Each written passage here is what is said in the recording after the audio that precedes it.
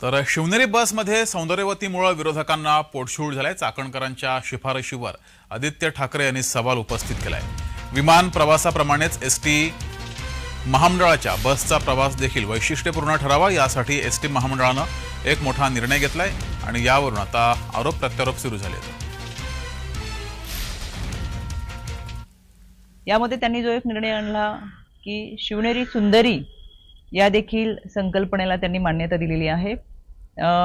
अतिशय चांगली अशी ही संकल्पना आहे, पण मला बरंच आपल्याला राज्य महिला आयोगाच्या वतीनं एक शिफारस करावीशी वाटते ती म्हणजे अशी की ज्या पद्धतीने सौंदर्याची व्याख्या ही समाजामध्ये रूढ झालेली आहे की रंग गोरा आणि नाकेडोळी चांगले, तर हे सौंदर्याची व्याख्या कुठेतरी बदलून केवळ सुंदर दिसणं हे सौंदर्य नाही तर कर्तृत्व हे सौंदर्य आहे, ही व्याख्या आपण पुढे घेऊन जावं।